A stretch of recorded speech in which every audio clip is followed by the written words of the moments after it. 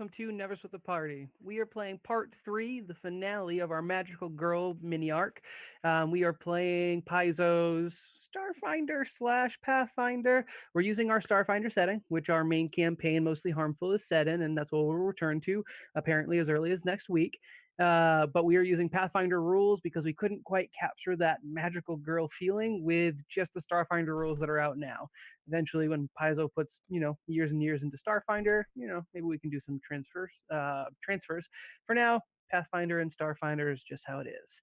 If you guys haven't watched us before, we've been playing or streaming for over a year now since Starfinder released, and you can find all of our almost 2 years now, sort of.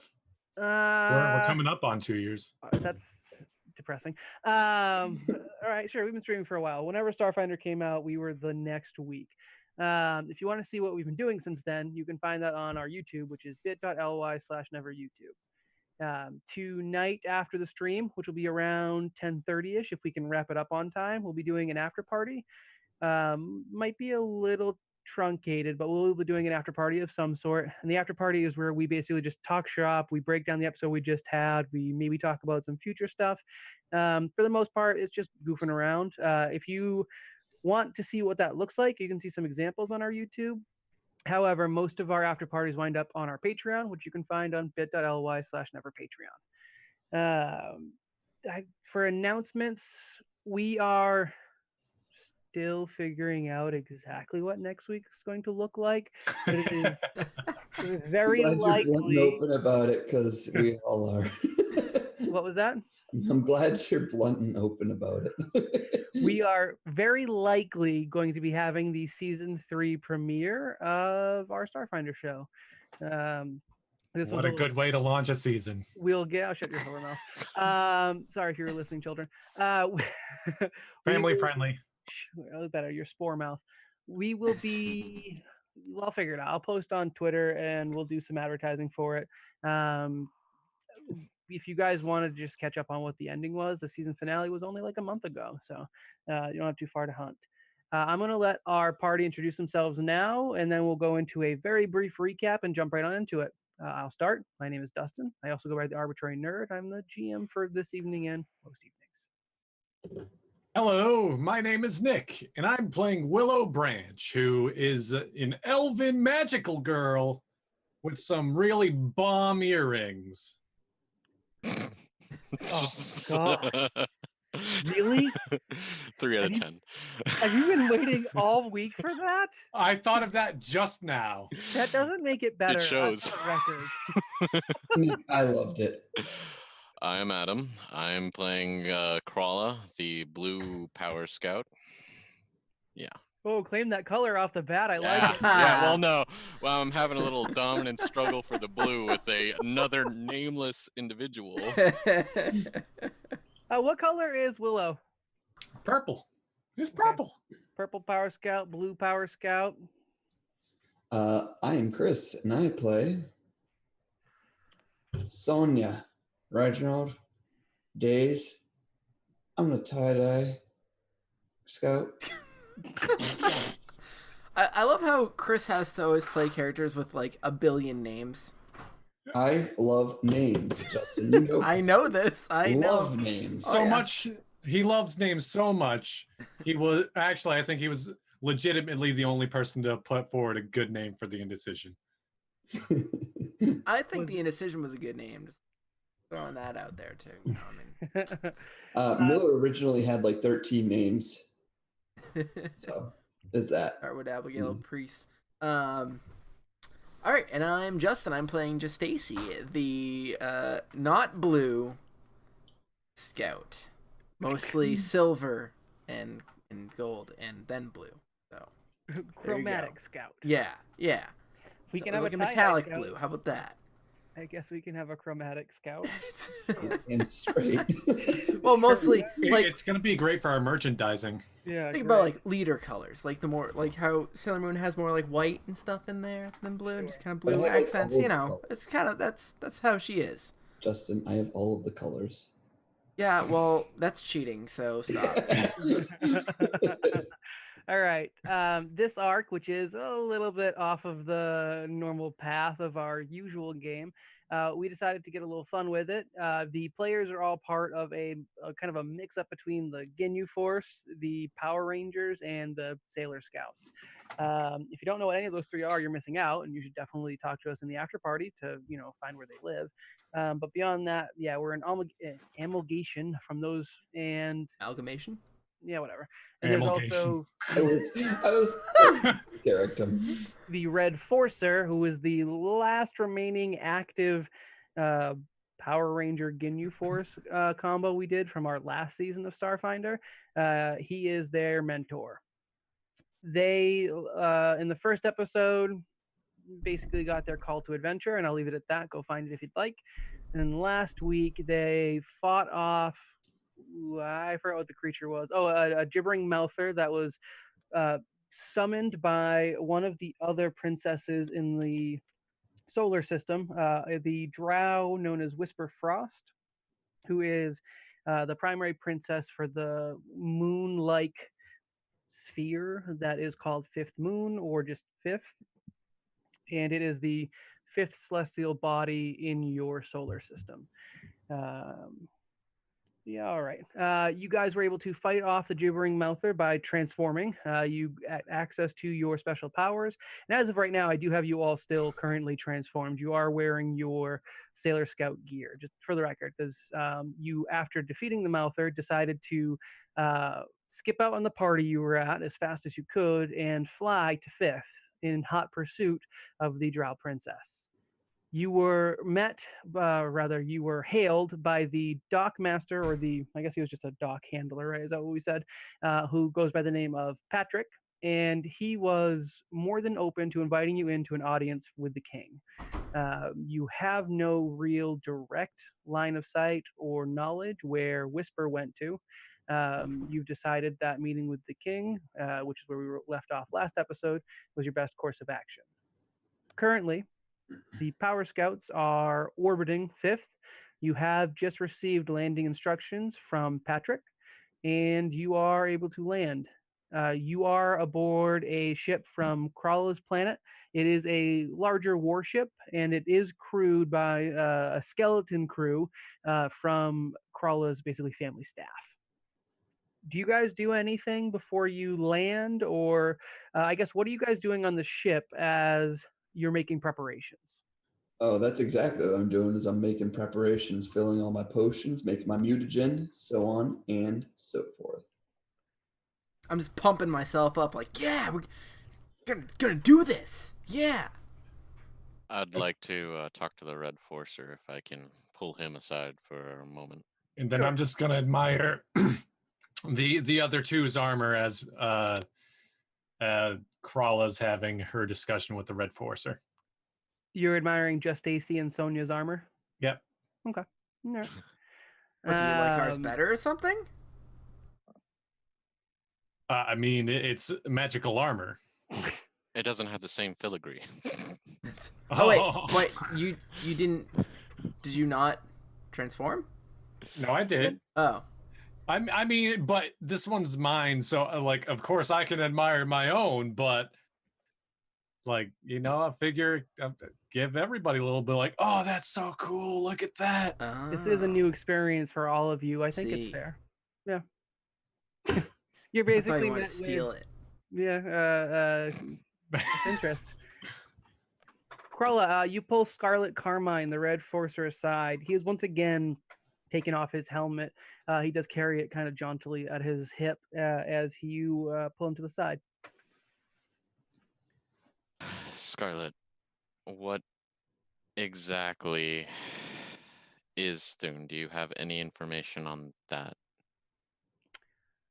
I think you asked that last time, and I have not had any recent bouts of inspiration. I did consult the Geostone. It mostly just said the ultimate injustice. So Injustice. the only reason I assume you know more than you're letting on is because when we were teleported by, I can only imagine Thune's power to that place where we saw the monstrosity, that you weren't panicked at all. In fact, you were evaluating us at that time. I wouldn't read too much into that per se. I am a strong believer that every hero must undertake the hero's journey. You accepted your call to adventure when you accepted the magical trinkets I brought with me, and you survived your first crucible. I would have jumped in had it looked too dire, or at least one of you been maimed. And as that did not happen, I felt it was best to let you flourish. You do look injured. I have to ask you, in honesty, do you think you'd be able to participate in combat? Of course. For justice, I could do anything. Justice. Can I have your roll sense So motive? yeah, I was about to ask the same thing. I need this thingy-magogger.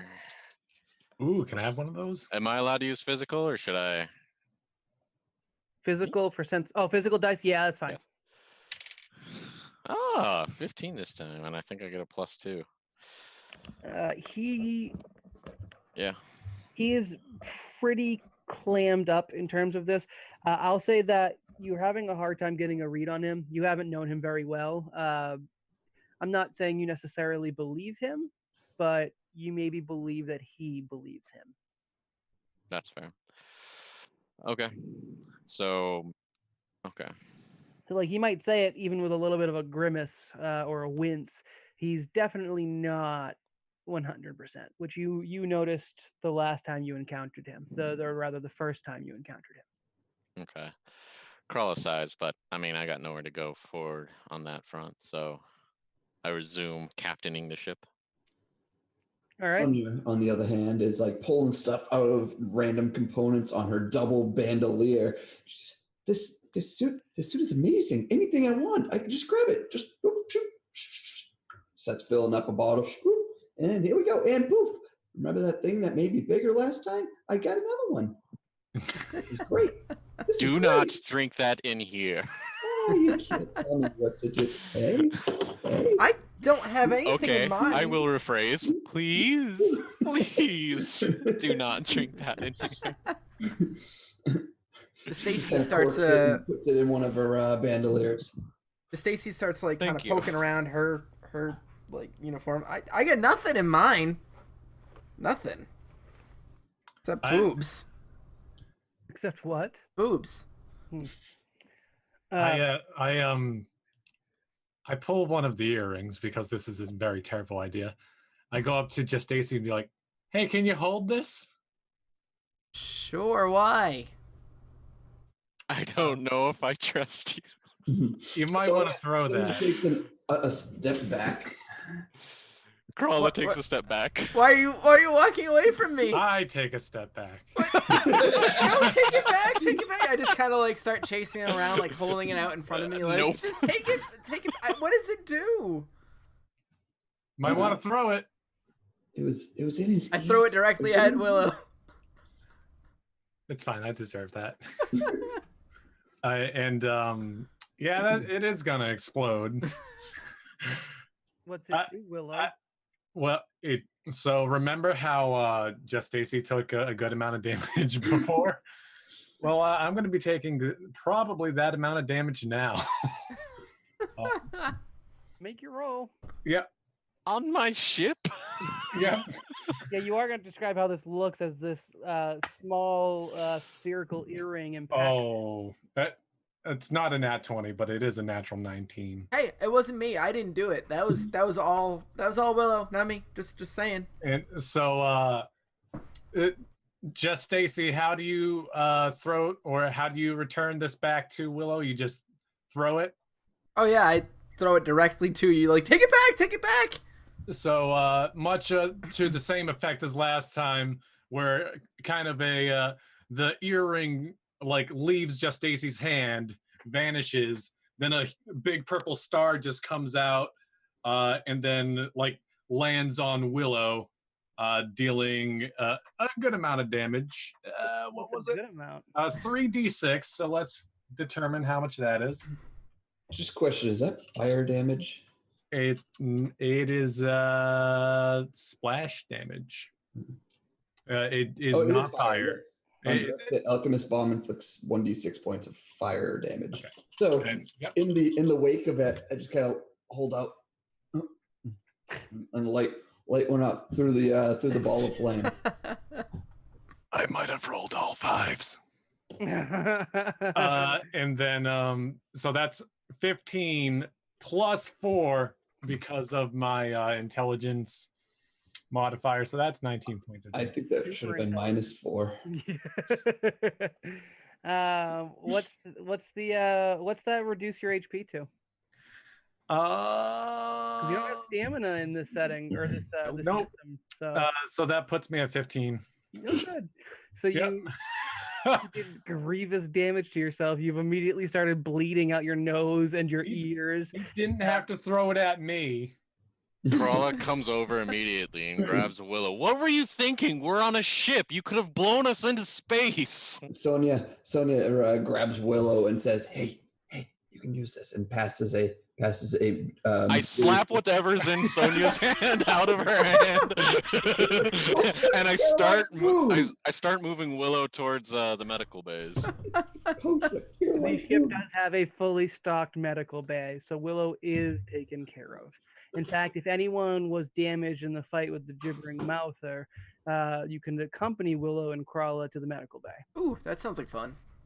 You will be healed to full. I have no story bit there. I just don't want you to start off dying in the first 15 minutes.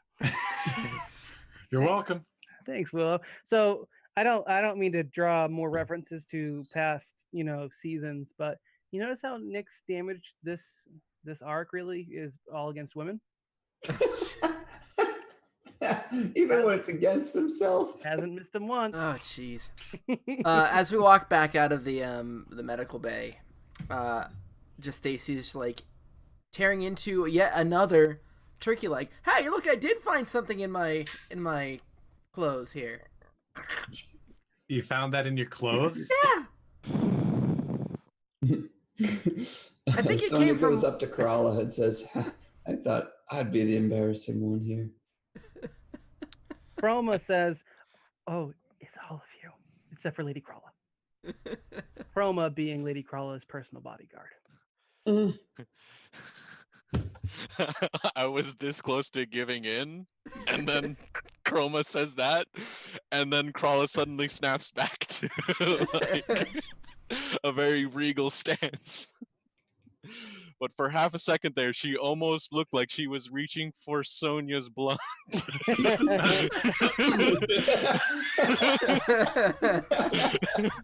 Yeah, Chroma per usual, solid joy kill. All right, and you guys enter into Fifth Moon. The planet drops below where there would be atmosphere on any other planet. There is no real atmosphere to speak of on the surface of Fifth. And then your ship continues to dive down until it enters a hole in the very crust of the planetoid itself.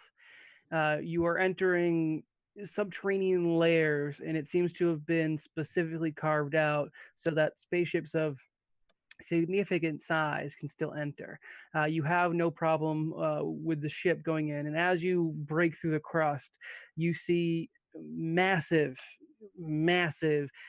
palace-sized stalactites. Which one's saying from the scanning? Stalagmites is the floor. Tights is all right. from Stalactites hanging from the ceiling, and out of these different stalactites, you see different types of vehicular traffic. There are, your air cars, your speeder bikes, your what have you. And you actually pull up to the biggest of the stalactites, which are just pockmarked with different doors and windows and apertures. You pull up at the most technologically modified, where there is actual metallic structures built into the side, and this serves as the spaceport for the royal palace for the Frost family, which the Frost family, they call this planet Fifth Glundrum, I think is what I wrote. And again, that is not a name that anyone other than those on Fifth call the planet. So you are entering the Great Palace of Glundrum. the area around you continues to drop away. The stalagmites hang down, and they are sometimes hundreds of stories deep going down, and you still do not see a floor. Uh, it drops down farther than the eye can see, but there is a steady glow coming from as you look further down into the abyss, almost as if going down far enough, you might hit the planet core itself. Within the crust of Fifth, you are experiencing atmosphere. You are able to enter the palace without needing any sort of special breathing gear or anything of that nature, and the air is non-toxic. You all know from your history being a part of the Magna Malaria system, where this planet is from, that the races that make up the population of Fifth are generally subterranean by nature. Gnomes, variety of goblins, drow, and other species are also around, but the primary kingdoms are run by the subterranean people, and the drow uh, currently have dominion over Fifth. As you exit, you are met by an honor guard. The honor guard are made purely of drow. These are male and female drow, depending on what lore you follow. Drow are usually a matriarchal society. The Drow of Fifth do not follow that rubric. They're more homogenous to what's kind of acceptable in Magna Malarius, where each planet has its own deal. It's not set in any sort of specific tradition. And Fifth right now is ruled by the monarch, King Aindod Frost. He is Whisper Frost's father, and these drow who are wearing ceremonial gear, which is to say they have spear-like blasters. They're not used for melee combat, but they look ornate, and they are fired like a weapon. They do not in any way threaten you with their weapons. They simply raise them as an honor guard, and they bring you to the royal chambers. They don't say anything, as they seem to have been given specific instructions not to address you because they don't even look any of you in the eyes. As you're being escorted, Krala, what are your instructions for Proma? I need you to stay here and take care of the ship. Make sure it's slow ready. For Kazobos. Yeah, she acknowledges you with a salute and goes back to watch the ship. You have every assurance that your ship will be well guarded. For the rest of you, or all of you, as you're being escorted, anything you say or do, the castle's halls are winding. They are a variety of natural stalactites, so stone and earthiness, intermixed with stretches of flat opulence where you get different tiles or rare stone that make up the structure. It's very much unlike your normal castles, which I think follow general building structures, barring willows, which might actually be trees. I don't know what her exact situation is on her planet. Kelpatrazil? Yeah, sure. Yep. But again, the nature of this castle is it's almost as if it's suspended from the ceiling, and it's made half out of the natural world and half out of a high degree of wealth. Anything you say or do, no is an acceptable answer. I'm just trying to gauge. No, Sonia would just kind of looking around and it's just like, wow, this would be a fantastic place to get lost. I'll have to bring Sir Jarek by here sometime. Or get stoned. Get it? Because there's a lot of stones. I don't get it. Oh. Well, that was because there's a lot of stones. Like I just said. I hope we don't fall down. I'm really trying really hard not to look down, so if we could talk about trees again, that would be great. Whoa, Scoop! Yeah, that is a long way down. Hey, is that a bird? I could make it. It's red. You I think I'd will survive.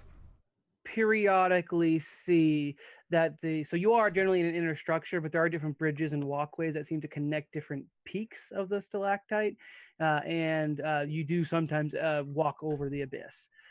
You are definitely the feeling of vertigo is natural for most of you. All right. I'm assuming none of you plummet to your death. Nope.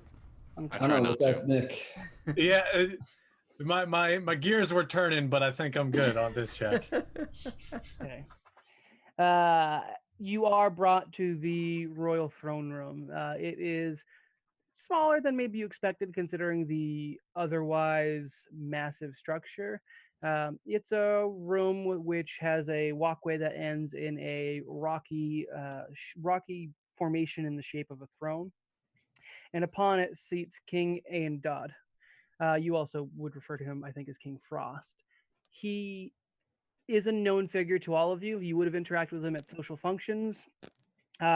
He's likely, if not friendly with your families, known, an acquaintance. I will say the kingdoms and people of Fifth are generally looked down upon by the other four primary planets. They are not given a seat in the collective forces. I don't remember what I called the defense force for the Great Wheel, but they are represented in social gatherings. But again, just represented. They have no actual say on what goes on in the system. I just realized that for Roll20, I could have always shut off the grid for this one, huh? Are we in row 20? Well, we have the map up for Oh. the solar system map up. All right, for King Frost, he sits up. He is I would go so far as to say, the oldest drow you have ever seen. His dark skin with tinges of purple around his eyes, mouth, and in spots on his neck is wrinkled and sagging. He wears his facial hair, which is alabaster white, long, goes mid chest, and his hair is neatly kept back and tied back into off into over his shoulders, is equally long, if not longer. He is old, venerable, and generally well liked. The mistrust of Drow in other solar systems doesn't translate to Magna Malarius. The preconceived notions, again, don't apply. I want to be clear on that. As you approach, King Frost raises a hand slowly. It is wrinkled and ends in pointed fingernails. And he says, "Well met, princesses of the system." Yo. Hey. Well met, King Frost. Hey, And I show the proper respect and bow. Seeing that I Carla did it. half-hearted, Yeah, seeing that very much half-assed it. that Carla did it, I'd be like, oh yeah, I'm supposed to do that, aren't I? And I bow. Well, a little bit more emphatically than I probably should. I do not. Boom, boom, boom. Or I try to Please, curtsy or something. no need for formalities. We Oh, are thank all God. acquainted. I am to understand you came seeking my daughter, Whisper. That Yeah, is where is correct. she? Before I answer your question, Princess Justacy, could I ask, why are you calling on Whisper now when I have never seen any of you in any social aspect interact with her beyond the utmost minimum? Tried. We did try. Yeah. She always We've- kind of pushed us away. The fact of the matter is, we are here now because we believe our sister of the wheel is in danger. And we're looking into the issues surrounding the problem. We're here for friendship and justice, really. That was cute. You thanks. believe my daughter is in danger? I believe she is either being controlled by or is working with something called Thune. And it does seem to wish at least us princesses harm. She threw an earring at us, and it exploded into smoke, and then we fought a monster. And it Mm. was kind of cool, actually. Let's not downplay throwing earrings that explode.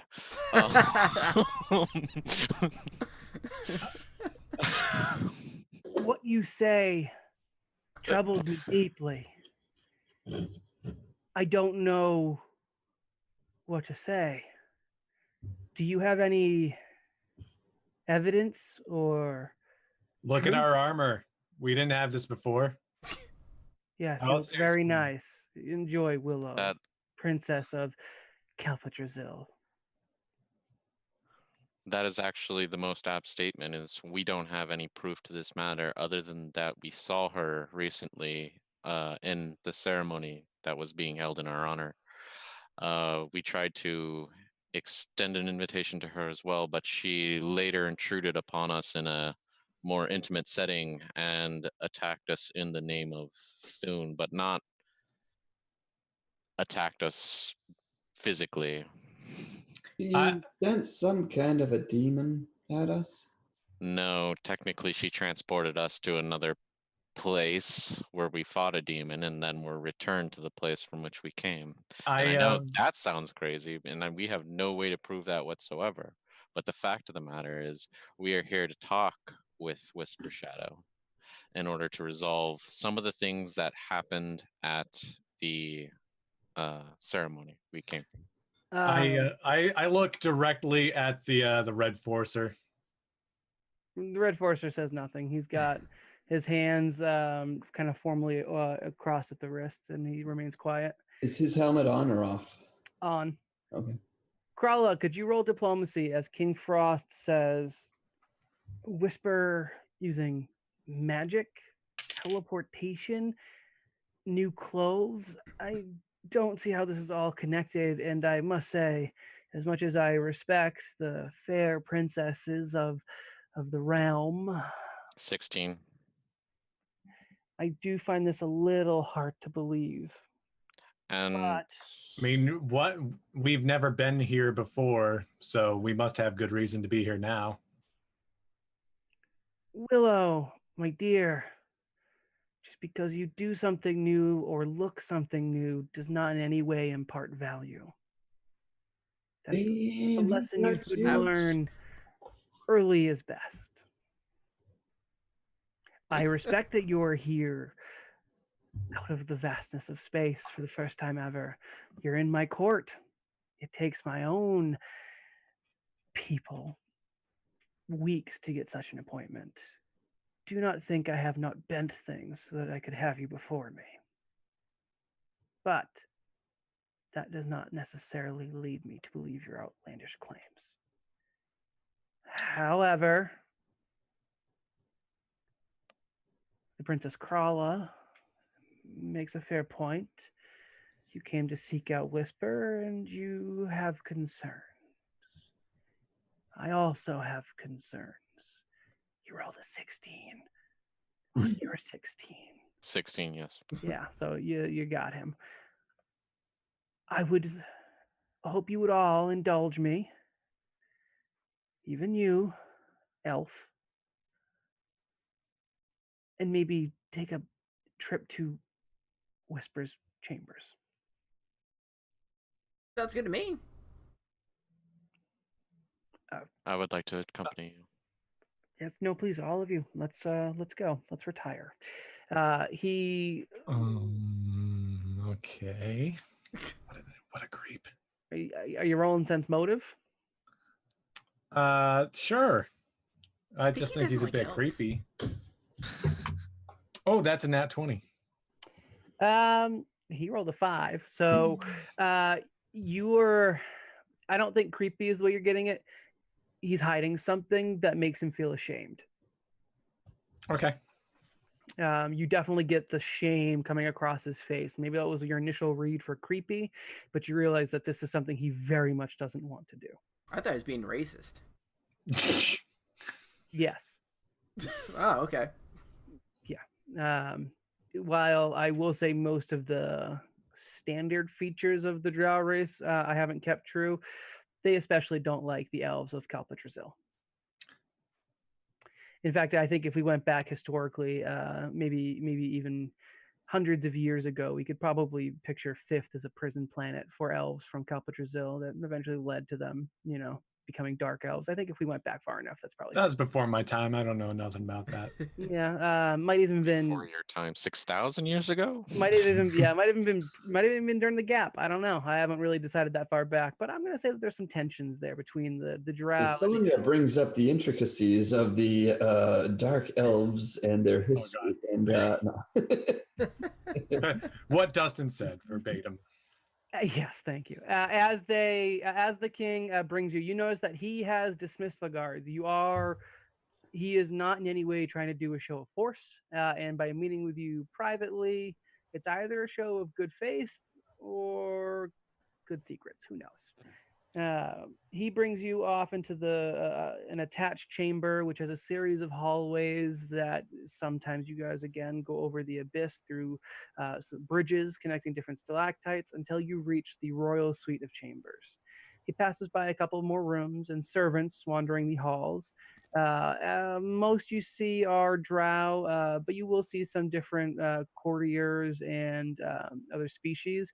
There's a Vesk, there's a Lashunta, and as you get to the royal chambers, it is just drow servants. He leads you to a room, and he ushers to one of the servants to open the doors. And when they do, you're in a bedroom that probably doesn't look too dissimilar from your own, other than the nature of the structure. It has a large sweeping bed. It has furniture for storing items and clothings, and for maybe dress racks for formal events and things like that. It is, again, not an atypical girl's bedroom, I assume, except written on every surface is one word over and over and over again. Einhorn. Thune. And the king, as he allows you to enter before him and he takes a step in after you, says, "You've said Thune enough yourself, Krala. I don't know what Whisper was up to, but when the servants discovered it this morning, we found to be quite disturbing." So, just for my own clarification and admittedly my own ignorance and not communicating with you and your people, and specifically Whisper enough, this is extremely out of the ordinary to do something like this. Is that correct? Yes, of course. History? Don't ask such a nonsense question. Sorry, I'm on a very short fuse today. Yes, this is very out of character of anyone sane, especially my daughter. It's all right. She just got a hold of some bad ganja or something. When did she start, going crazy? This morning is when it was found, which means either last night or... I wouldn't accuse my daughter of going crazy. However, she has been known to rebel, sometimes for the sake of rebelling. I assumed it was another phase. I hear that. Sharp glance at Willow. I give a shrug, just to... Do you think he doesn't look at any of you as he says this? Can you help her? I honestly hope we can. We can try. But we need to know where she is now. You were going to speak elf? Is there like magical presence within the room? You want to detect magic? Yes.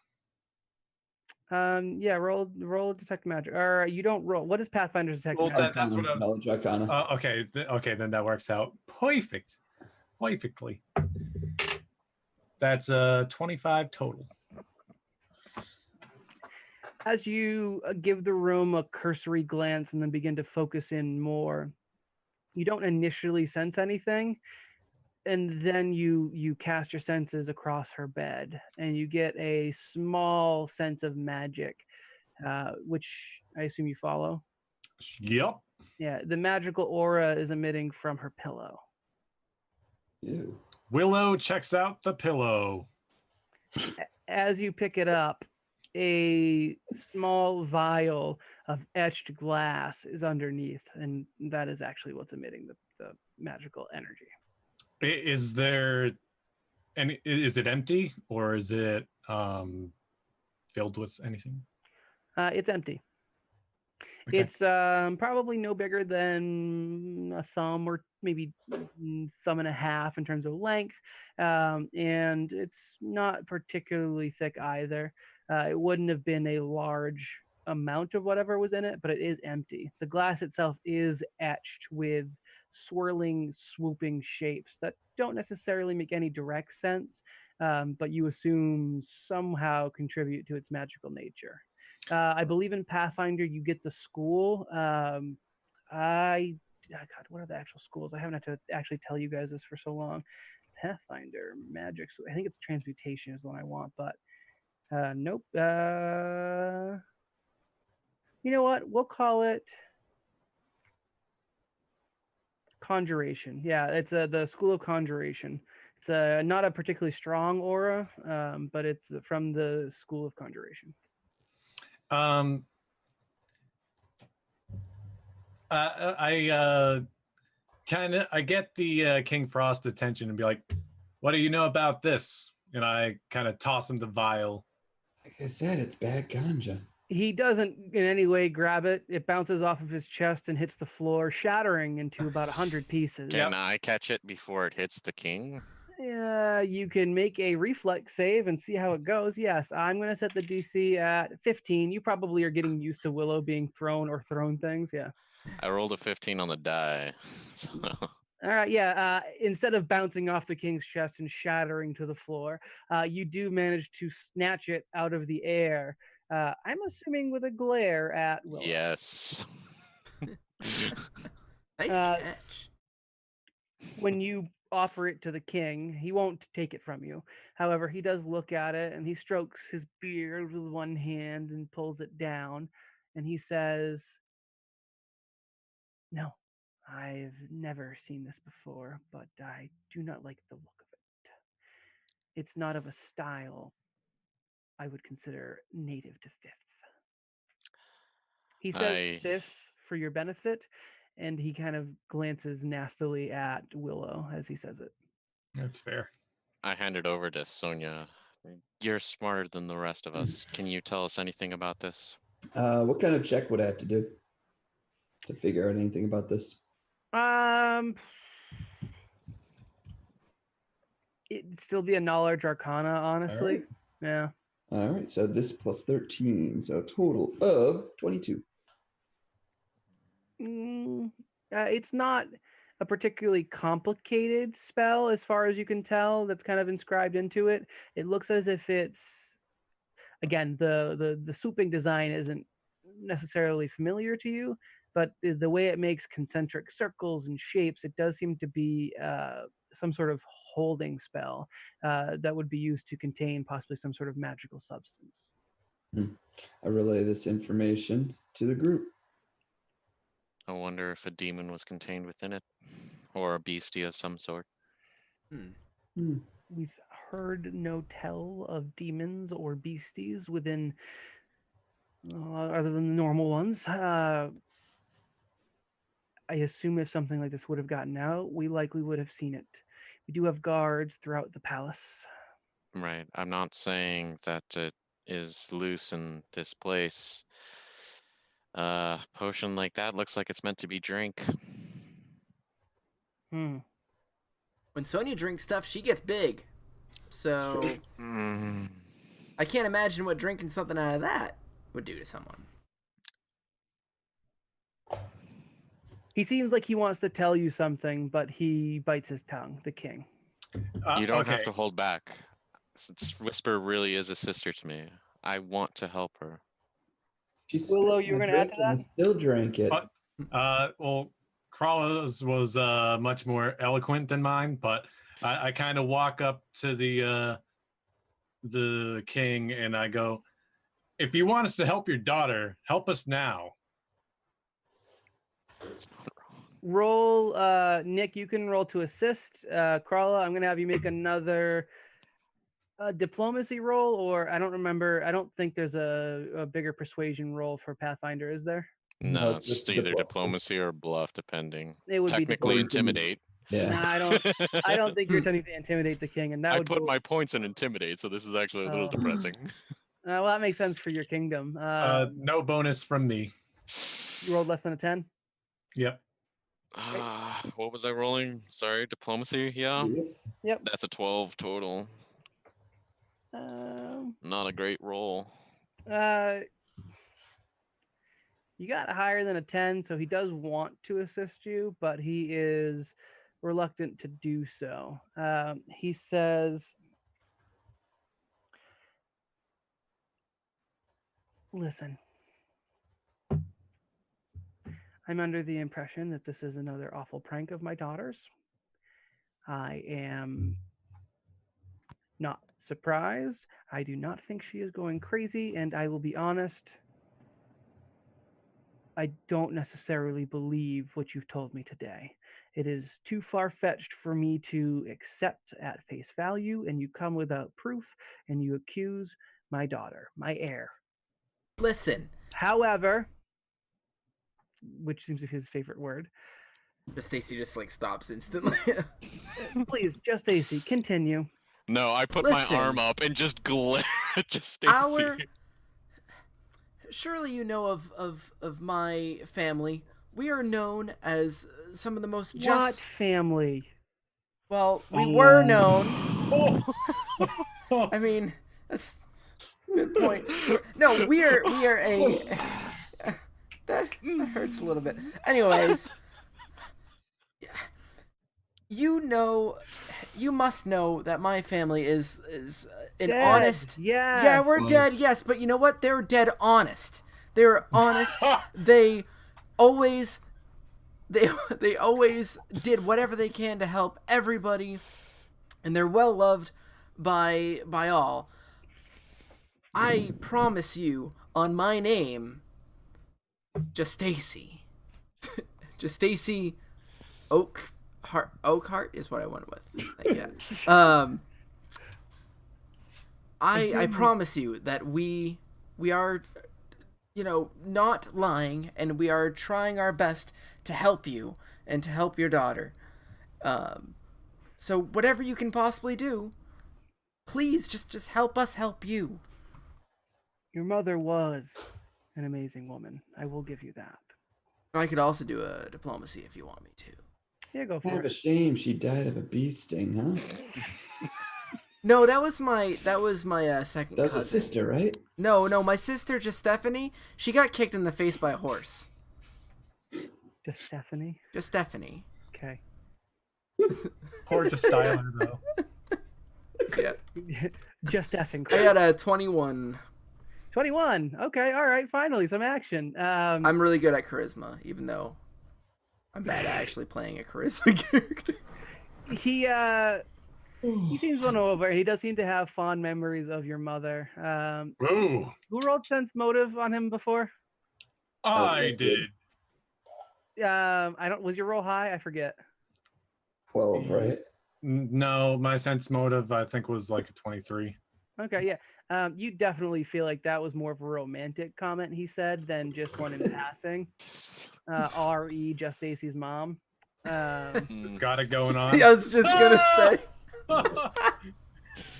However, Had got it going on. he does seem won over by this approach.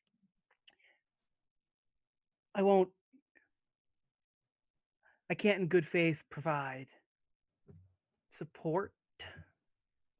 However, if you were to do what you say you can do,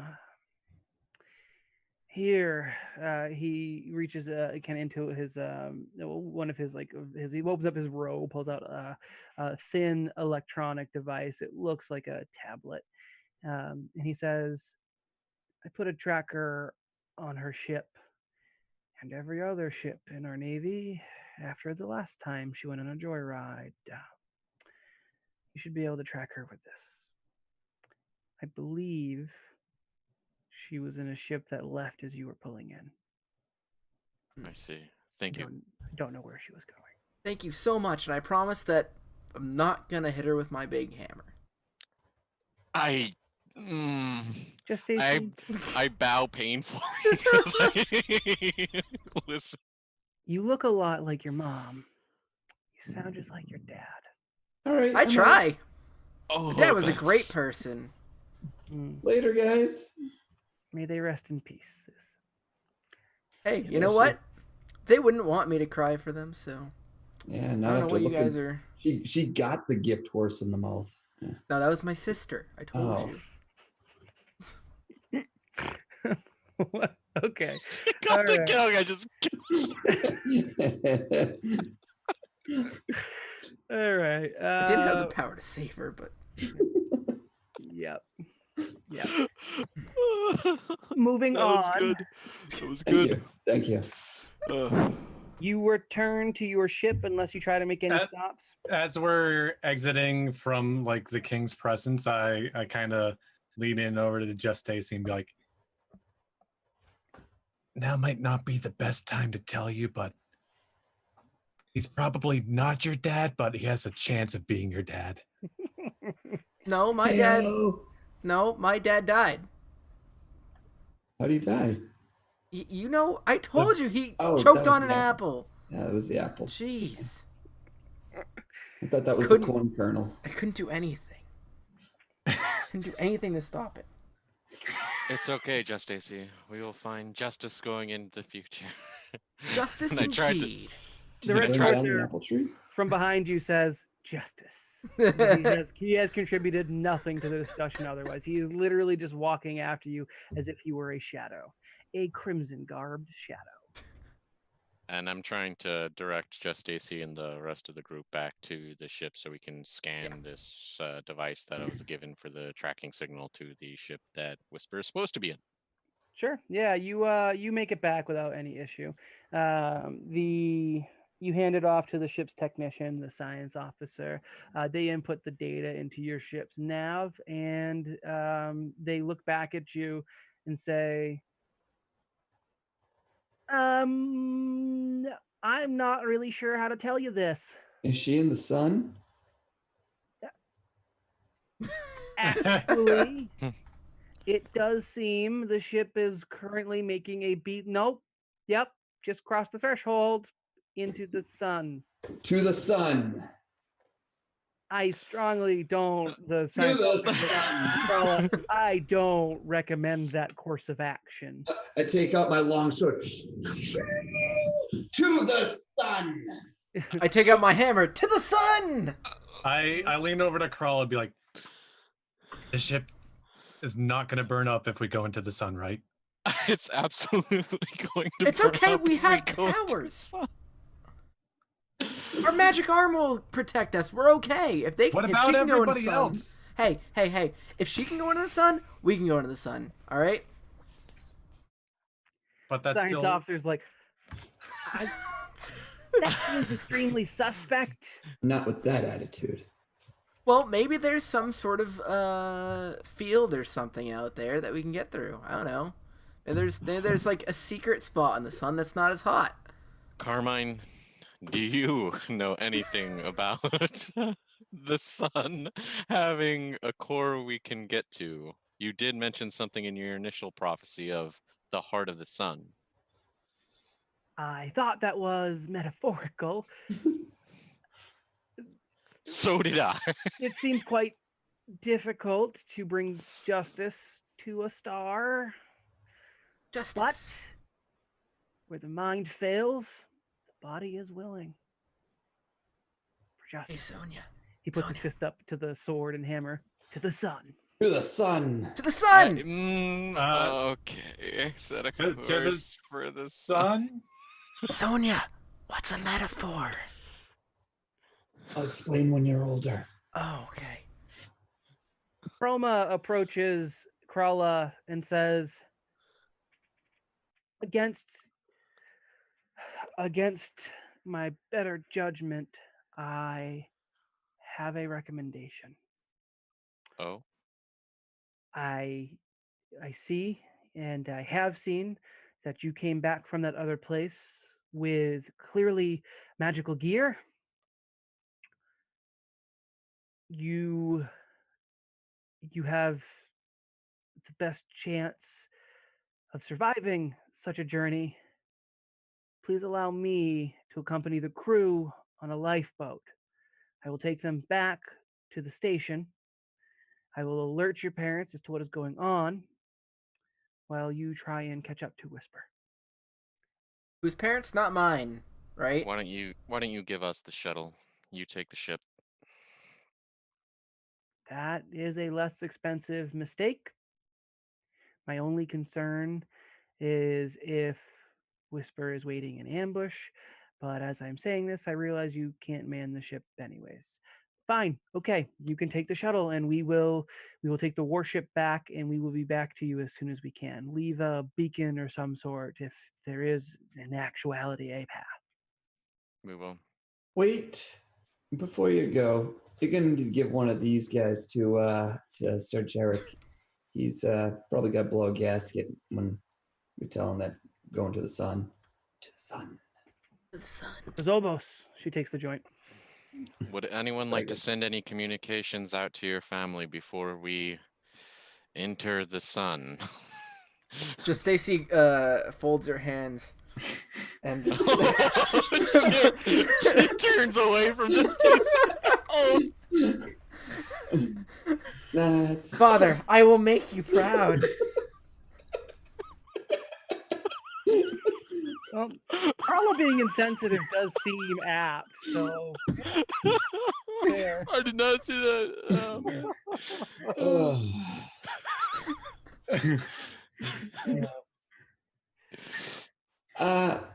No, I can't top that. Krala will take the opportunity to contact her home planet, let her know, what's going on. We don't have to role play it, but she would want them to be updated on the general situation and the craziness of the thing they're about to do. That's fine. You aren't able to get in contact with your family directly, but you get a That's for messenger the best. online, That's and you're actually able for the to absolute best. relay that. It seems as if the families are still on the station. You haven't been gone that long. The trip in system isn't actually that significant, being that the space station is equidistant between all of the heavenly bodies. Okay. They Yeah, they take your message and they are a little shaken by what you're saying because you seem to be being very explicit and they try to get you to wait, but your allies kind of Yeah. push you forward. And they basically run off channel to go get your parents as you close down the comm. Fair enough. You are ushered into a transport shuttle, which is a smaller and probably marginally faster ship. As the warship turns, kind of an upward trajectory to go orbiting the sun, you are launched out directly into the sun or in the path of the sun, following the heading you followed for Whisper. Assuming that that's important, you guys are able to follow the trajectory the ship's computers kind of program for you. You don't actually need to fly the ship. That's You have rudimentary ability to control the ship in case it looks like you're plummeting to your death. As you approach the face of the sun, it takes, with the speed of the ship, it probably does take another hour or more. But as you do get closer to the sun, you find that your ship's communications do become scrambled and eventually fried.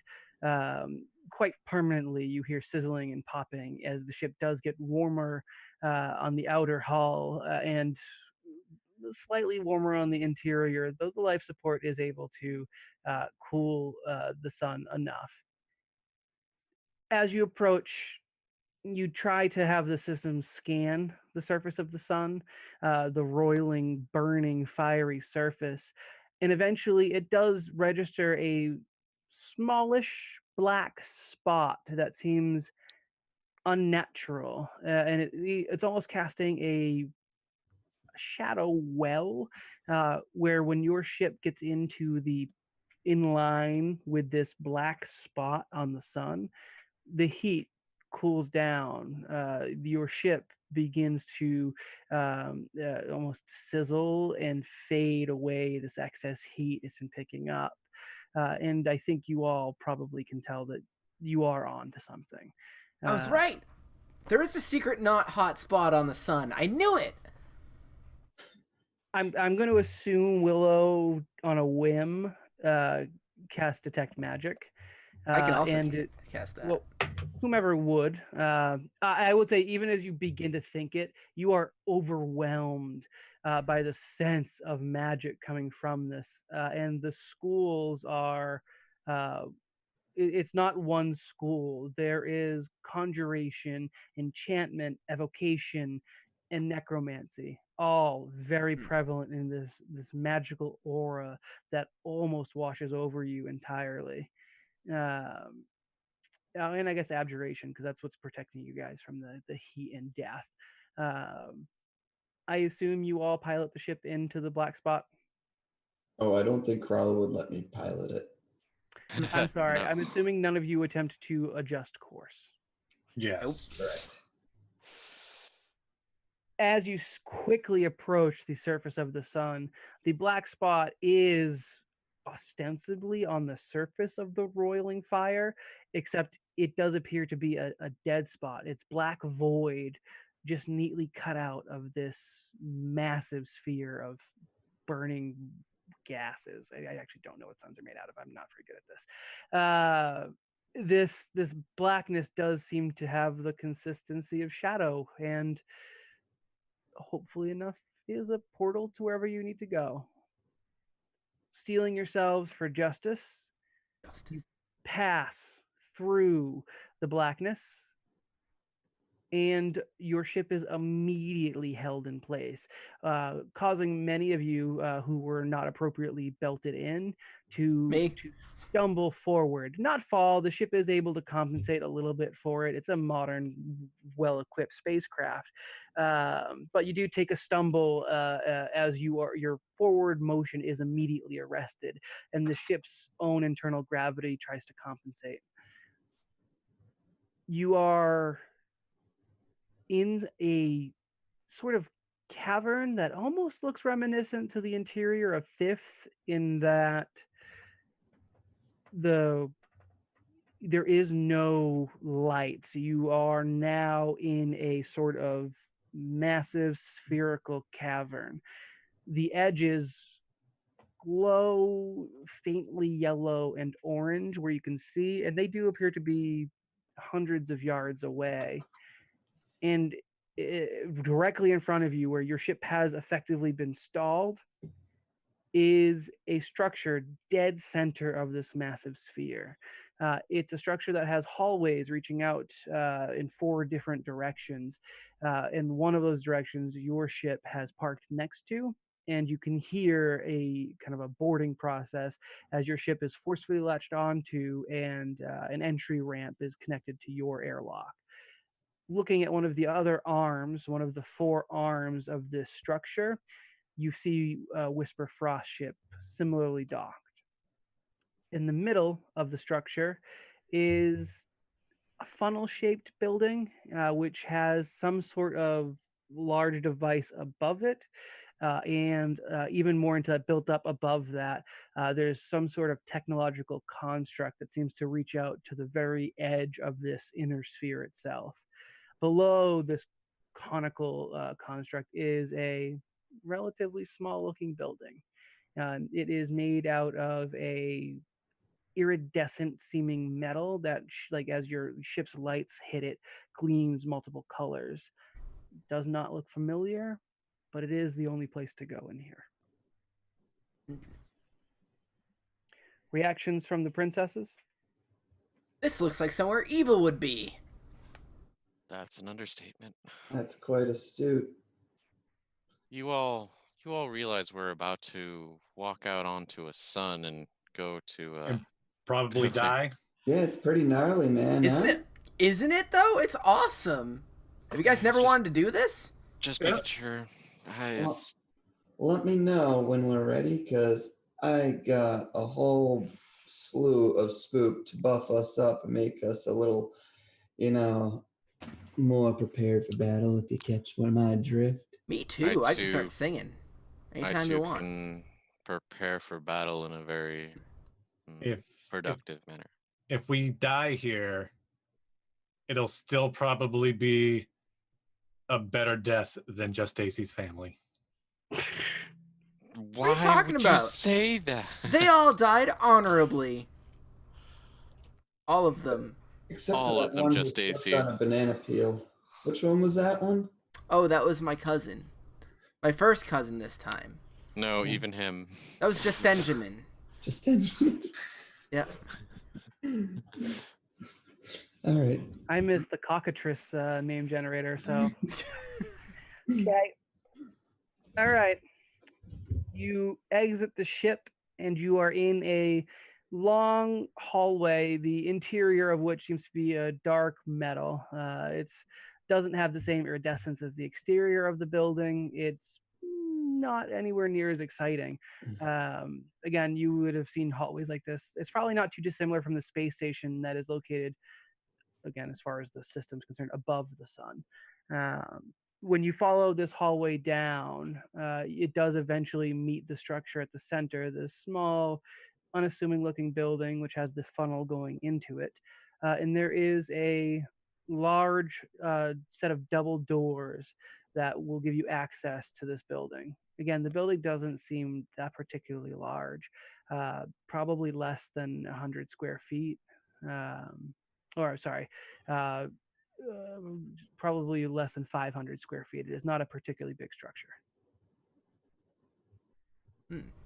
Shall we go, everybody? Yeah, make our way to the doors. Let's mosey. Let's mosey. Roll me some perception. Perception is that a good stat of mine? I don't know. Oh dear, no. 23. That was... No. Total of 29. Woof. Yeah, Krala. Yeah, that's Like 4. I got a 6. That's a 2. Oh. Yeah, bro. Woo! Yeah. So Rolled it. Krala On and physical dice. Yeah, I wanted to think about that. Krala and Just AC go to basically push open the doors immediately, and they're the most aggressive of the two, I'd say. So that's fitting. But both Willow and Sonia quickly reach out and stop the other princesses as they noticed, just for a brief second, a shimmering wall of text on the door right before their hands made contact. The text disappeared in a moment, but the door does have some sort of magical covering.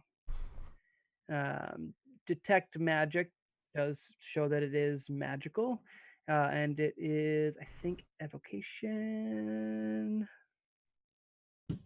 No. As Shoot at speak, us. friend, and enter. With the 29 that we had from Sonia, the words were archaic script and not in a dialect currently used. But you've probably dabbled a little bit with old literature just to piss people off. And it did seem to say, Thune is Thune, and Thune is all. That's what I'm it not says, Thune. guys. Thune is Thune, and Thune is all. Apparently, this must be the place. Ready to get beefy? Hell yeah. Are we gonna be purple? I have a little bit of purple. I will be purple. All right. Sonia, just AC, let me see your weapons. Here you go. Take out my giant hammer. I take out my 10-foot long broadsword. Just set it there. I cast lead blades on both of them. What does it do? This lasts for minutes.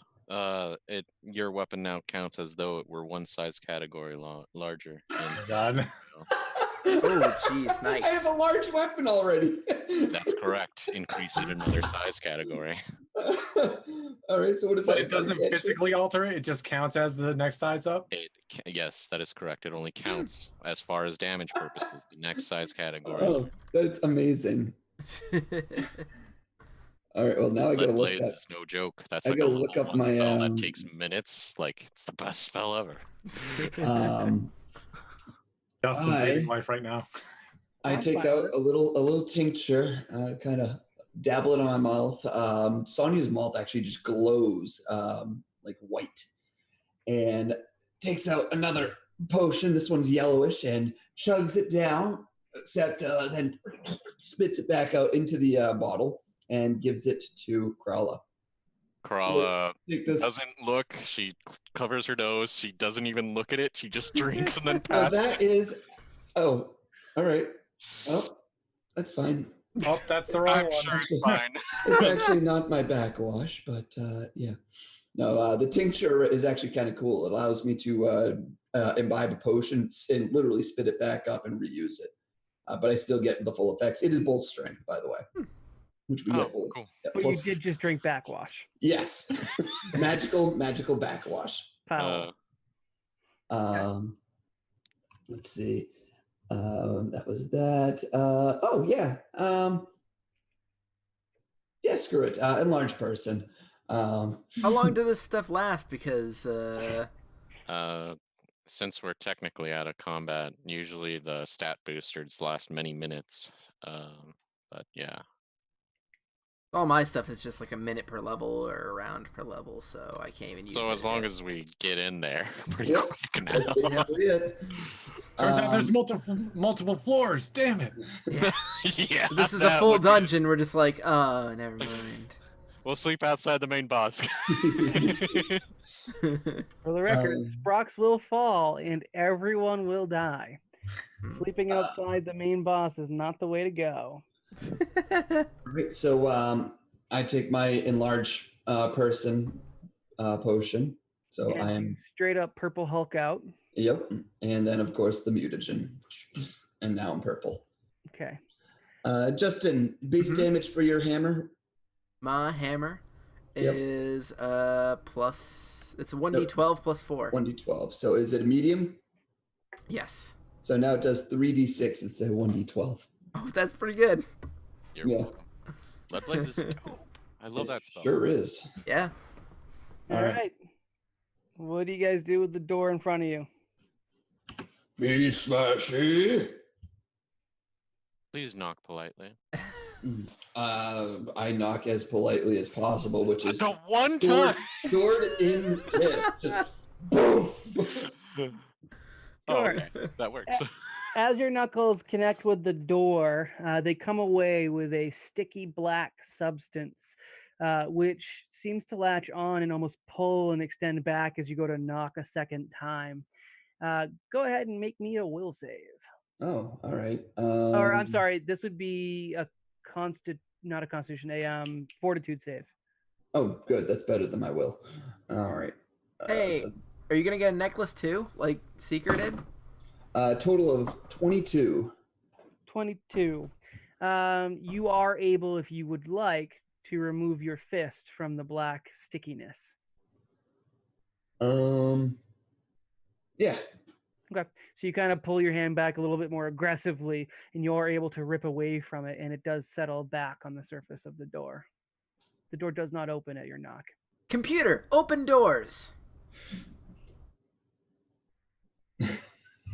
Computer, She What is- language? open doors. Huh? What languages do you speak? I don't think I even looked at. I don't even think I gave myself languages. So just common. Which is probably fair. I mean, I have a 0 in, so I don't think I get any bonus languages at all. But I'm human. I would actually speak some sort of an evil language because I do worship an evil god. It's Ironically. of course. I speak the language of wind elementals in common. Or, Wind I believe- elementals doesn't help you. Let me see if I can find the language that this would be. I don't even know if this one has a good. Computer, open doors, please. You're not even getting registered if there was. Open sesame. What do aberrations speak in Starfinder? Starfinder Aberrations can do aberrations. anything. Are you talking like more abyssal or demonic? I don't know. They speak Aberish. You son of a bee sting. Yeah, I guess they are just a bunch of weird things. So the creatures you guys are encountering are not from Starfinder or Pathfinder, so translating that is not super nice. Tell you what, Abyssal. I'm gonna give you Acklo. a single what chance for Curiosity you Gamer says. to figure out the language. It'll be a random roll for you to know this particular specific language. Sonia, roll Okay. a d20, and on a 4, you know the language. 17. You do not know the language, nor should you have, honestly. Oh, but I get +5 to it. Yes, that does not quite help you. It needed to be a 4 on the dot because it was just a random. But I like your thoughts there. You aren't able to speak in a way that anything responds to you in this cave. The only thing you have is the phrase "Thune is Thune" and "Thune is all" and the sticky black substance, which left no damaging marks on your skin. All right.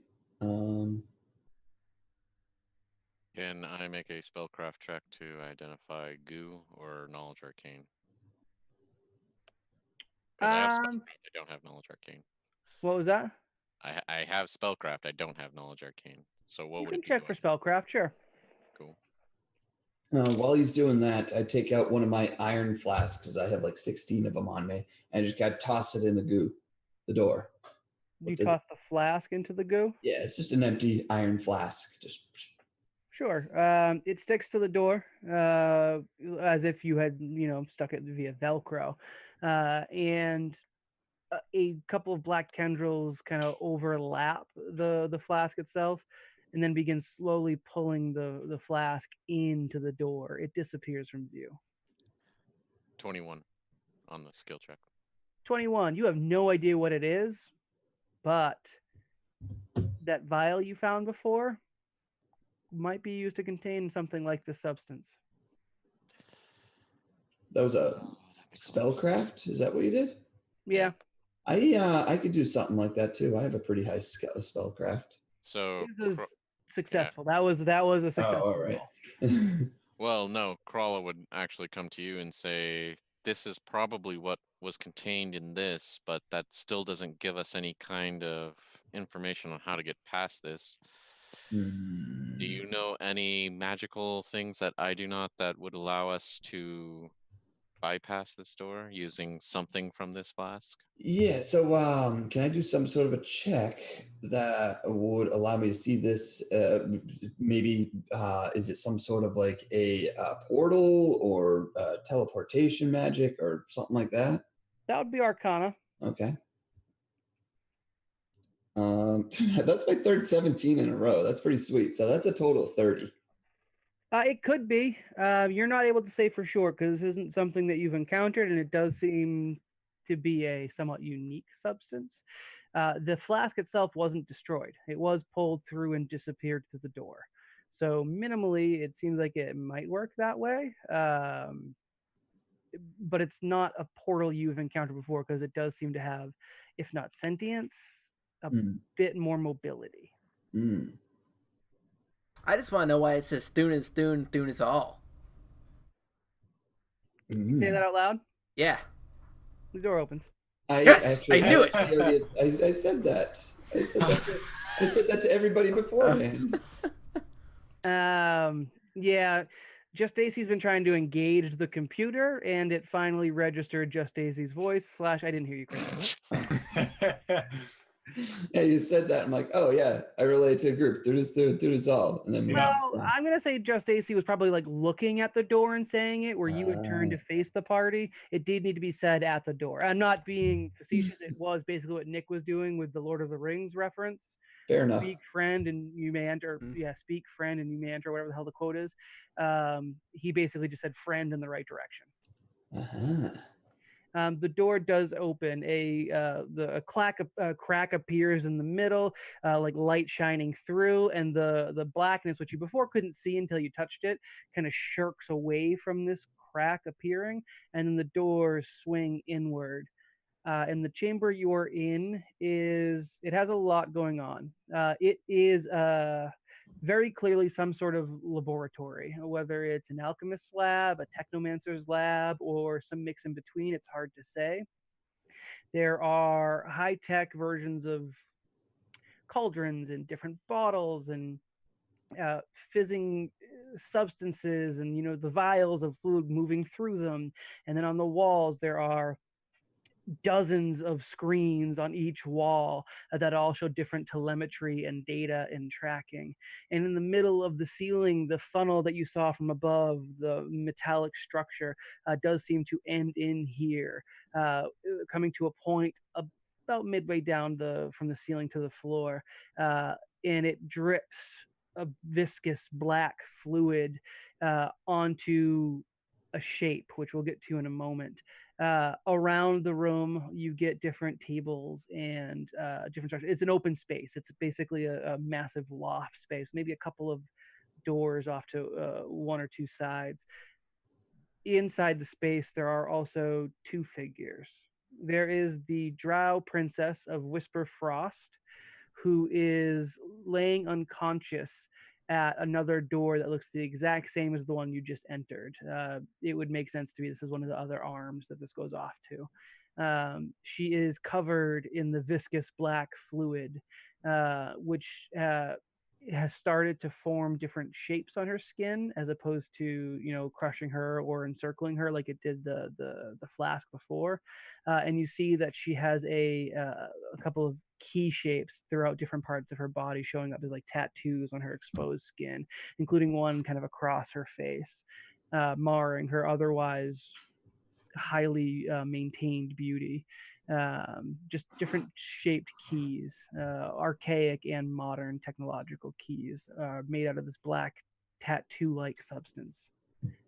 The other figure is not something you'd have encountered before. You might have seen species that aren't terribly dissimilar, but the image you're met with is mildly disturbing. I am going to send an image in the Never Split the Party chat so you guys can see it. And I believe J-Man will throw it up so that you guys can see it on stream. Any D&D vets will know what this is. This, right? Did you get it now? No, not That's that. Oh, Yeah. that's Not that. It is not Angry Dustin. It is a cloaked figure. The robes it's wearing cover most of it. There's a black, ornate, pulled up hood that kind of fades down into a space hue of blue and black. Other than the clothing, the only thing you can really see is what comes out of the hood itself, which is dry, desiccated gray skin that has a brow of a forehead, hairless and again crusty, deep set, soulless eyes, and ending in a maw that is made up of multiple tentacles, writhing as the creature consults a book, looking towards the center structure. Again, seeing other creatures with tentacles in various places probably isn't that outlandish for Starfinder. This particular creature, though, is unique in what you see. Its hands are long, clawed fingers, and the tendrils drip a bit of ichor, but again, the skin itself is dry and desiccated. This creature hasn't seen any sort of true liquid in some time. Almost looks like mummified skin versus anything else. What do you guys do? Oh, the form at the underneath this funnel. It is a vat, a low hanging vat, and there is like a lumpy substance dead center that you can't see from your current vantage point. But that does seem to be dripping in some sort of reservoir. There is something inside the reservoir. How dark pretty is the room? sure. How dark is the room? Yes. It's well lit. The screens and the other just different machines going on light the room pretty well. It's not lit with any sort of actual lighting, but it's enough that you guys would all be able to see reliably well. Pretty sure just Stacy would look to the rest of everybody and say, "Ready, girls? Here's our chance." Halt, evildoer! What are you doing? We've come to bring justice.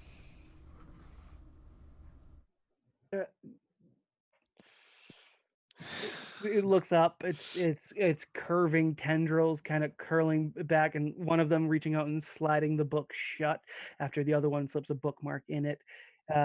It reaches behind it and places the book on a table before turning back to you, and it says, "What?"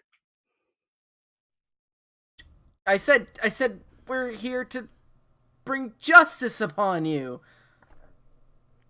Who are you? Who are wait, what are we calling ourselves? We're the guys? Power What are we- Scouts. Yeah, Power Scouts. Oh, I guess we're the Power Scouts. He looks over to the fallen Whisper. It looks back to you. Hmm. How did you get in here? This, Spaceship. this sanctum is protected. Not Safe. well enough. Nothing's protected from justice. Oh, I'd hate to be. He points at Scarlet Carmine, the Red Forcer. You. I can feel it. You bring it back. You should not have brought it back. What's he talking about? I don't know, but I think I might have a throat loss just somewhere in here. In your minds, you hear the same voice. It stops trying to speak out of its cracked, dead voice. And telepathically, you hear, what you bring with you is trouble. And for you, death. Leave now, and I may spare you. Not without our friend. You Who have doesn't our actually know she's friend. our friend. Take it. I have no value for it anymore. What did you do to her? And I start approaching Whisper. He doesn't stop you. Nothing. I entertained her for a brief time. Nick, oh my god. Crawla pulls off the baton on her belt that has the little heart-shaped top and touches it to Whisper to heal. And that's gonna be wow, 8 points. Her eyes flutter open. The pale white eyes look up at Crawla, and she says, "Ah, Spoop. Don't worry, you're safe now. Safe now? You can't be here. He's gonna kill everyone now." I help her stand up and I start moving us away from him and towards the exit. No, I'll hold off. Continue.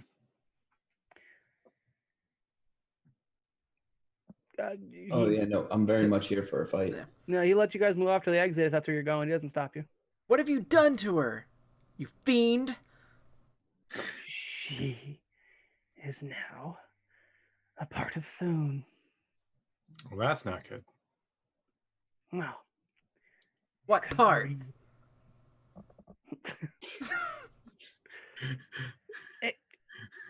a composite of the whole, not a particular appendage.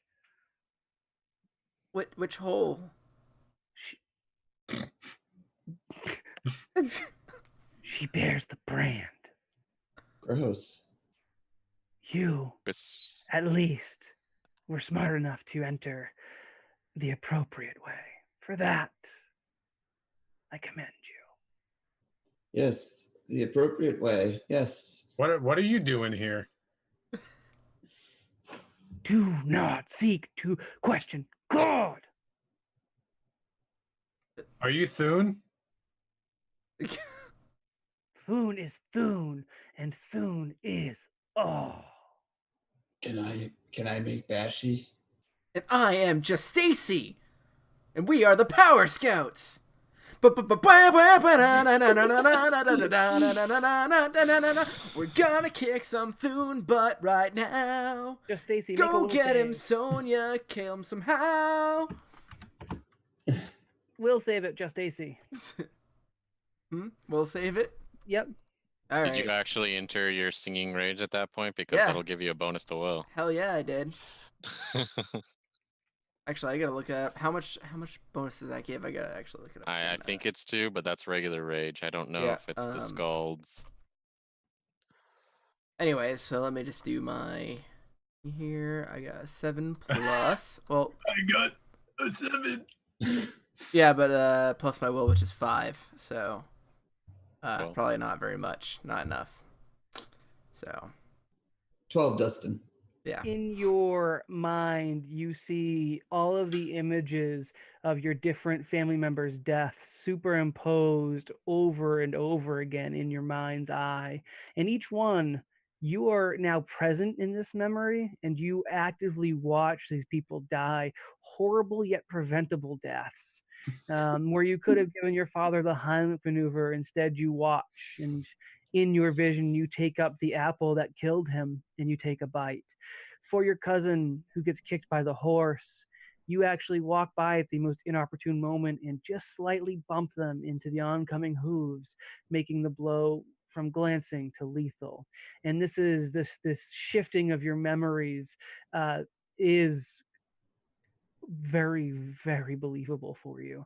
This is now almost your new reality. It hasn't altered the past. This isn't the truth. But as far as just AC is concerned, she's seeing things in a new light.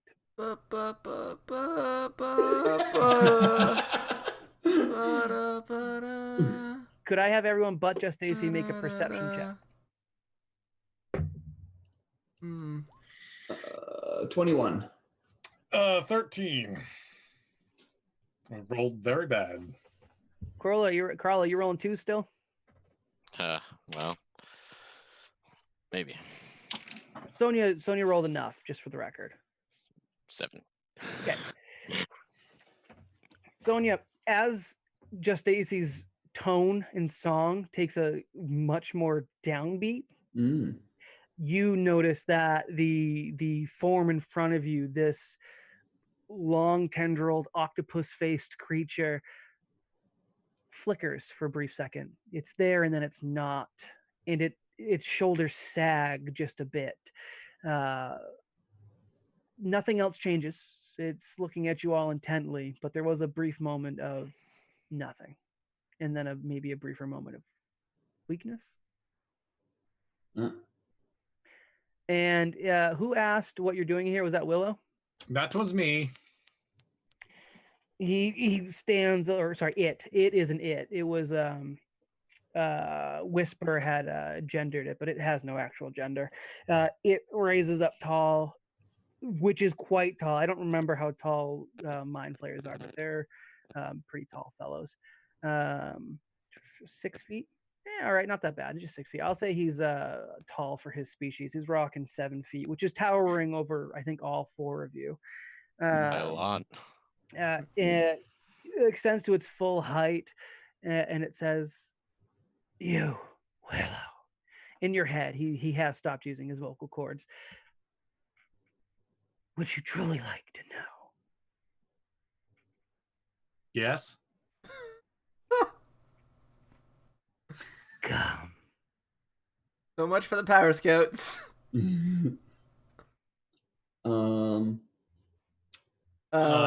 If I'm gonna charge in and swing my big old sword at it. Before anybody, if I notice anybody start to move forward, I call out, "No, You can do things to your brain. I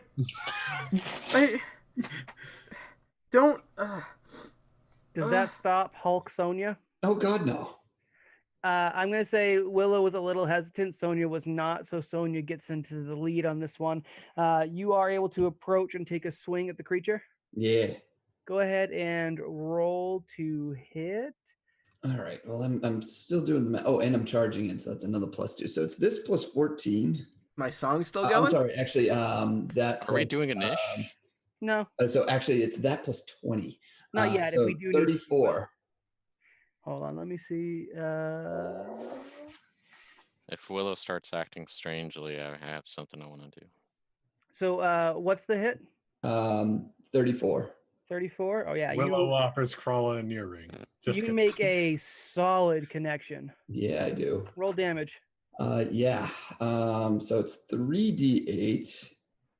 Don't I'm forget. gonna type this out and mute myself. Don't forget my what's it called? My raging song. What about your raging song? If that's still going. Yeah, it's still going. Cool.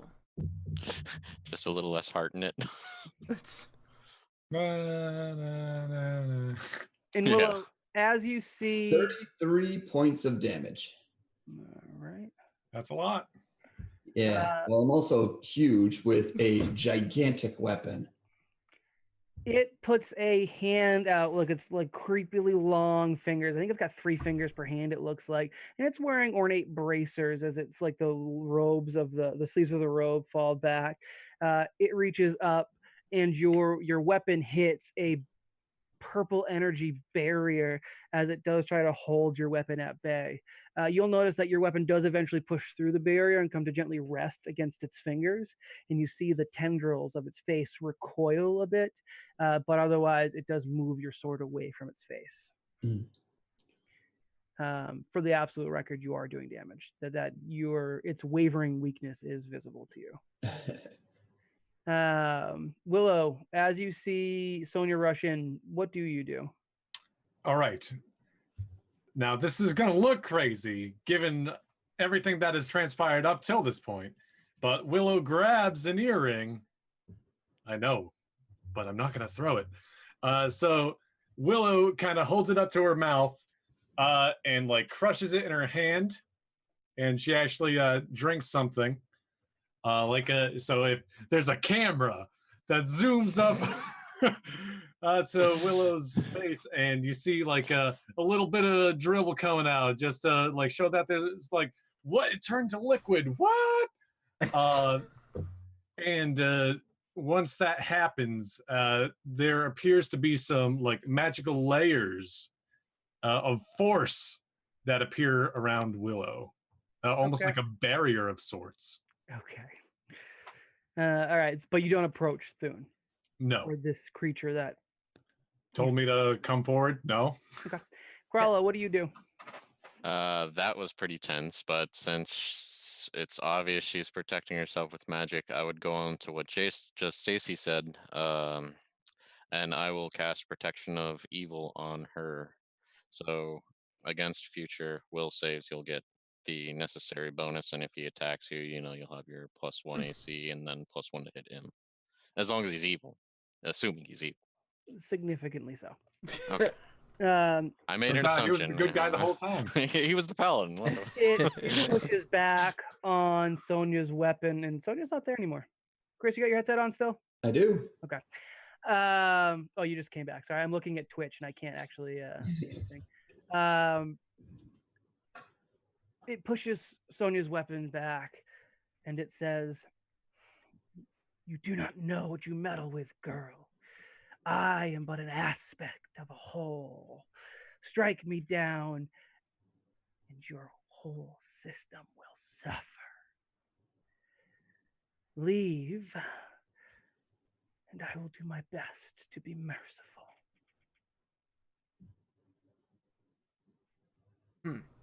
What does the red guy say? The red guy, as you kind of look back, he is torn between action and inaction. He wants to rush in, but something seems to be holding him back. And he says, "Great injustice. We are here to put an end to all your machinations. Today, evil dies." And at this, the tentacle-faced creature looks at Scarlet and like a desiccated eye, like a almost like a kind of caved-in eye socket. Ridge kind of makes a wink with its face, and Scarlet begins clutching his head and screaming. He takes his helmet and he throws it, attempting to get it away from him, thinking it would prevent what's going on.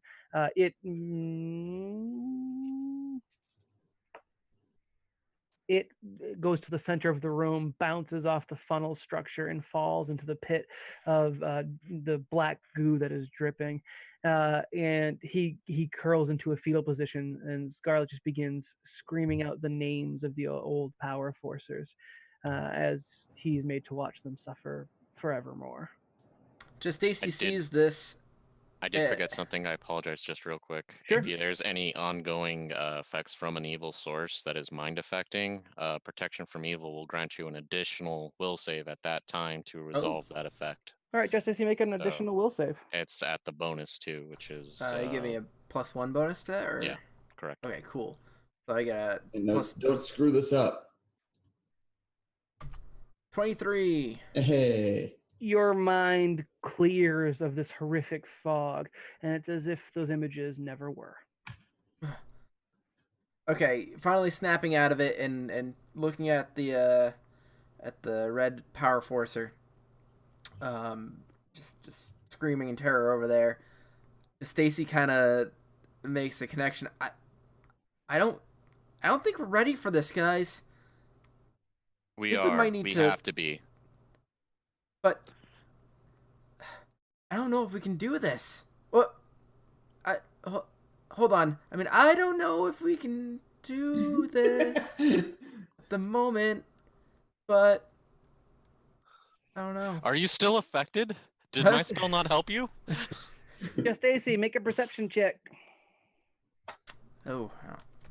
Don't lose your way. It's copywritten. What you got for me? 10. Perfect. It was a 10. As you're casting about your look and you had looked back at the Red Forcer, seeing his pitiful condition, something seems to be glowing on his person. It's emitting a sharp light that blinks, and it's somewhere over his heart. It's hard to see because he is hunched over, but this is not something you've seen before. It emits a brilliant white light, and it blinks repeatedly.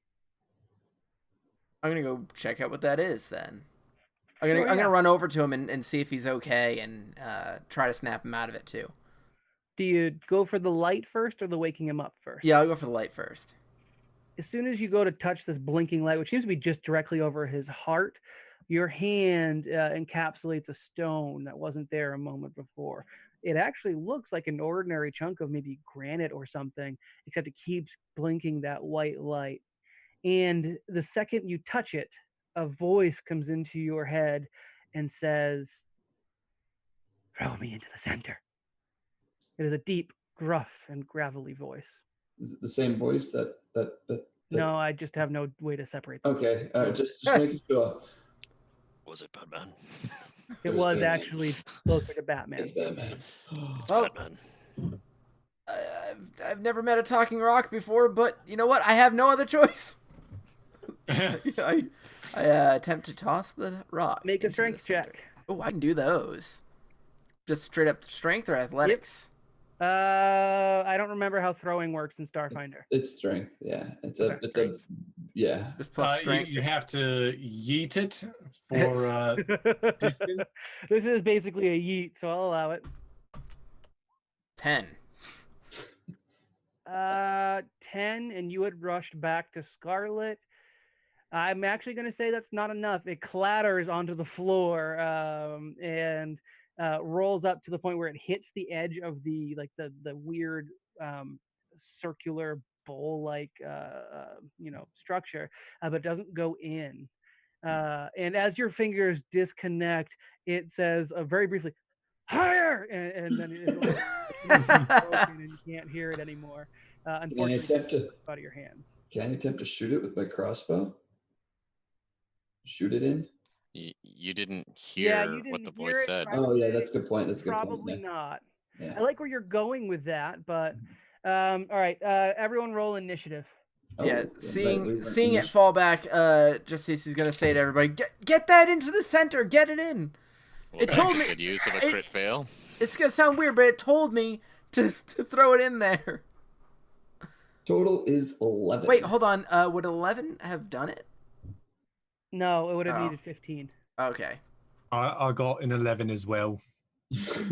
Sonia. Oh wait, +1 per 5 caster. Whoa. Ah, Nick, what's your initiative bonus? 3. All right, then I go first. I got a 3. I hate you both. I got a 15. Got a 3. I rolled a 4, but I got a +7. Got a 15. Bang. And the Got a creature got a +2. 4 on the die. I don't know what his bonus is, but I'm not even going to bother calculating it. Just AC, you are actually able to go next. All right, I rush up. Can I rush up to it? Basically, far you're is it going away? to alley-oop yourself. Yeah. But I'll allow it, yeah. All right. Yeah, I do that. As you kind of grab it, and now you can just basically like reach over and slam dunk it into Yeah, the that's pit. what I do exactly. You see that the figure or the shape at underneath this black goo does seem to be humanoid. Has arms, legs, and shape. It's just completely obscured by this darkness. And as you throw the stone into the goop, it does connect with this figure. The white light glows and begins to slowly spread throughout this body underneath all this black goo. And as the creature sees this, in your mind you hear a sad, "No, not again." He'll talk for a bit here. I don't understand how your pitiful concepts of mortality and Justice. keep interfering with my plans. This is going to set me back another century. That's because justice always prevails. It doesn't. I have proof. I have proof that at the end of everything, there is no justice. There is no light. There is no hope but Thune. You know what? Justice is justice, and justice is all. Let me get D20 on that attack roll, James. I don't even know what to I say. got- Oh, you got two! Man. What was it? He got a 2. Well, I was hoping it was going to be call like a that- nat 20. I'm gonna call that the magic number, though. I mean, I think It's that's a good. 2 plus 0, so 20. Yeah. Uh, Who wants to give me that reroll? I will Where's say Steve? that the damage to this creature, which was 33, gets doubled. Where every number you had rolled on that would have made it that much more of a Wow. multiplier. It blinks again from existence, and you see. I think probably Sonia sees this most. You all see it blink for a moment from existence, but there is in the dead center of its chest. There seems to be a shard of glass that's spinning when it blinks out of existence, and then it comes back into view, obscuring this glass in its chest. And it recoils, and it looks down sadly at the black goo flowing over the white light, and it says, "This took centuries of work. I've manipulated 4 whole planets, countless generations, killed many of that one's family." Who is that one? Points at Just AC. AC. Bred this one for warfare. Oh, so you're, and he points at Krala for that. Oh, so you, by your rote existence, would protect this nigh invisible sanctum. And justice once again interferes. I'll kill you all for this. And your families. Not you. I was gonna say mine are already dead. Too bad. I don't need to consume anymore. to keep my form, but I will relish eating the brains out of the cups of your skull. And then the white light fully envelops the figure in the black goo, and it stands up and begins sloughing off the disgusting, now inert fluid. Standing in the middle of the pool, which does slowly begin to fade and harden into a silvery substance that is no longer black, is an Oreed, a creature made of stone, living stone. And it looks at the creature and it says, like this one said, justice is justice. Justice is all. And the creature, the Illithid, the Mind Flayer, this creature out of a dimension not even similar to your own, that crossed boundaries millennia and eons ago, looks at this figure and says, your nightmares were a terrific fuel for a long time. Enjoy your freedom while it lasts. And it begins to fade from view. Sonia, you're the closest, and Krala, you're probably otherwise the fastest. Go ahead and I'll call it a reflex save. So you guys can try and grab the shard of glass as it begins to grow insubstantial as well. 15. I got lower than that. All right, I'm just gonna roll. I'll roll a d20 in the Hangouts, and if 15 beats it, that's fine. / roll 1d20.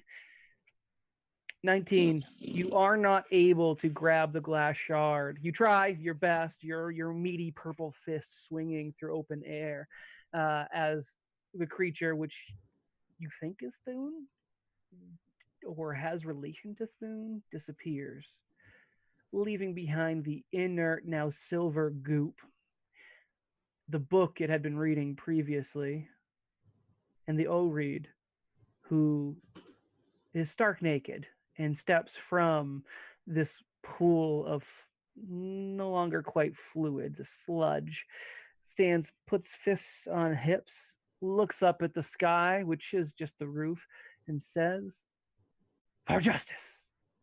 Justice. For everyone. And the power forcer, Scarlet Carmine, now that the creature is no longer in the room, raises his head, and begins to come to his senses and offers a week for justice. What do you guys do presented with the naked Oreed? Maybe you Who should put are some you? pants on for justice. Who be you? He points first at Krala and says, as soon as I find some. And then slides the finger over to Sonia. I am known as Punch Man. Yeah. Yeah. I love Punch Man. You all are now honorary members of the Justice Society Against Injustice. That's I so jealous. am going to call you very soon. We will go on a grand adventure to the end of time itself. We're going to punch injustice in the tentacles. Hell yeah! Which one of you is Slap Girl? Right here. He reaches up a stone fist for a high five. High fived. Slap Girl and the Slapettes. Oh God. Power Scouts, actually. We're the Power Scouts. Powers.